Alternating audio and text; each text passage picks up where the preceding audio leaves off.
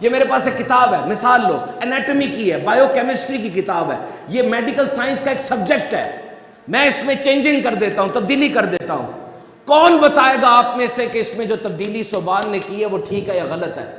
آپ میں سے کوئی ڈاکٹر ہے تو کھڑا ہوگا کہ کہا مجھے دینا، میں دیکھ کے بتاتا ہوں، یا ہمیں جنرل ہسپتال جانا پڑے گا، ماہر کے پاس جانا پڑے گا۔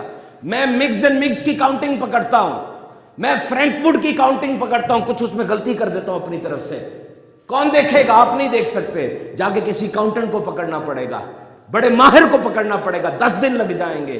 لیکن اس قرآن کی سیکیورٹی کا بندوبست تو دیکھو، ارے باقی ساری کتابیں چھوڑو، دن میں کروڑوں جگہوں پر یہ قرآن پڑھا جاتا ہے، اور اس قرآن کو امام آگے کھڑا ہو کے پڑھتا ہے، پیچھے جو سن رہے ہوتے ہیں ان میں سے کئی ایسے ہیں جنہیں یہ قرآن زبانی یاد ہوتا ہے۔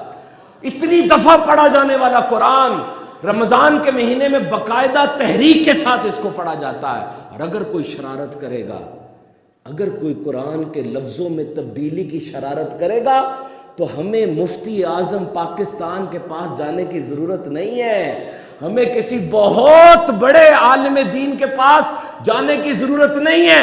ارے بدبخت، تو ادھر شرارت کرے گا، یہاں پہ 7 سال کا بچہ کھیل رہا ہے، وہ آگے آ جائے گا، کہے گا تو جھوٹ بولتا ہے، میرے رب کا قرآن نہیں ہے، میں حافظ ہوں۔ وہ کہے گا میرے سینے میں اس قرآن کی تجلیات ہیں۔ 7 سال کا بچہ اس کے منہ پر کہہ دے گا تو غلط کہہ رہا ہے، یہ میرے رب کا قرآن نہیں ہے۔ ایسا چیک اینڈ بیلنس کبھی سوچ سکتے ہو؟